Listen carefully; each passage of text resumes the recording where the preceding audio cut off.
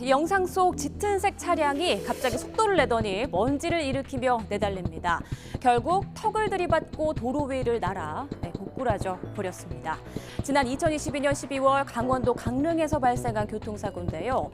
당시 할머니가 운전을 하다 사고가 나 함께 탄 12살 손자가 목숨을 잃으면서 많은 이들이 안타까워했죠. 유족 측은 차량 급발진을 주장했지만 국과수는 차량에는 결함이 없고 운전자가 페달을 잘못 조작했다고 분석했습니다. 억울했던 유가족이 직접 자비를 들여서 재연 시험을 통해 입증에 나섰는데요. 운전자 잘못이 아니라는 결과가 나왔습니다. 먼저 송세혁 기자의 리포트 함께 보시겠습니다. 지난달 사고 현장 도로에서 진행한 공식 재연 시험에 이은 두 번째 재연. 자동차 경주 면허가 있는 강릉 시민이 운전을 맡았습니다.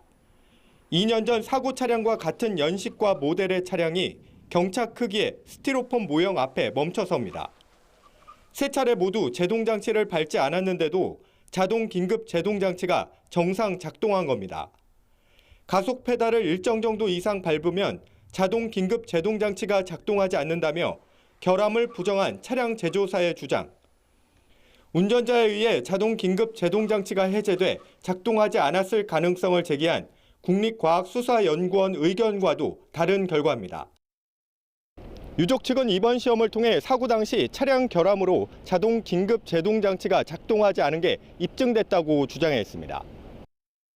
지난달 첫 공식 재연 시험 결과도 공개됐습니다. 1차 재연 시험 역시 속도와 기어, 엔진 회전수 변화 등에서 국과수 감정 결과와 큰 차이가 났습니다. 특히 5초간 가속 페달을 최대로 밟았을 때 늘어난 속도는 사고 기록 장치에 기록된 수치가 재연 시험 때보다 시속 10km 안팎이나 낮았습니다. 제동 장치를 밟았다는 분명한 증거라는 게 유족 측 주장입니다.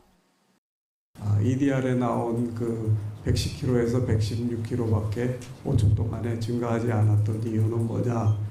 그거는 도연이 할머니가 브레이크를 필사적으로 밟았기 때문에. 소비자가 아닌 제조사가 차량 결함을 입증하도록 한 제조물 책임법 개정안은 이번 21대 국회 문턱을 넘지 못한 상황. 재연 시험은 모두 유족의 몫이었습니다. 22대 국회가 정말 민생을 위한, 정말 경제적 약자인 소비자를 위한 법안을 꼭 통과시켜 주시리라 믿고 다시 한번 싸워 나갈 것입니다. 손해배상 소송 중인 유족과 제조사는 다음 달 18일 춘천지법 강릉지원에서 재연 시험 결과를 놓고 치열한 공방을 벌일 것으로 보입니다. YTN 송세혁입니다. 이번 조사의 핵심은 사고 당시 마지막 5초 동안의 자동차 속도입니다. 사고 당시 자동차에 부착된 기록장치 수치는 시속 110에서 116km로 시속 6km가 증가했습니다. 이 기록을 토대로 가속 페달을 100% 밟은 채 5초 동안 주행을 해봤더니 속도가 시속 130km까지 나왔습니다. 유족 측은 할머니가 제동장치, 즉 브레이크를 밟았다는 분명한 증거라고 주장하고 있습니다. 재연 시험은 사고 당시와 같은 조건에서 진행이 됐습니다. 사고차와 같은 동일 연식, 같은 기종은 물론이고요. 실제 사고가 난 현장에서 사람이 직접 차를 몰았습니다. 또 제조사 측이 제공한 변속장치 진단기를 달아 조사에 나섰습니다. 유족 측에 유리한 결과가 나왔지만 당장 결론이 난 건 아닙니다. 자동차 제조사가 차량 결함이 아니라고 반박하면 결국 이 문제는 법정에서 다툴 수밖에 없는데요. 유족 측의 재연 실험 결과를 재판부가 어떻게 받아들일지가 관건이 될 것으로 보입니다. 전문가의 전망 들어보시죠.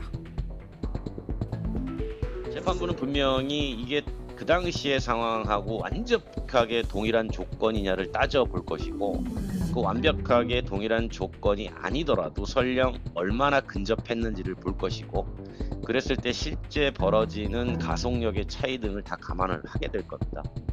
근데 재판부가 그런 소비자들의 재연 시험 결과를 인정을 하게 되면 자동차 안에 들어있는 이벤트 데이터 리코더라고 하는 즉 컴퓨터에 의해서 측정이 되는 이런 모든 기록들은 무용지물이 되는 거죠. 그래서 재판부 또한 상당히 고심이 깊을 거라고 봅니다.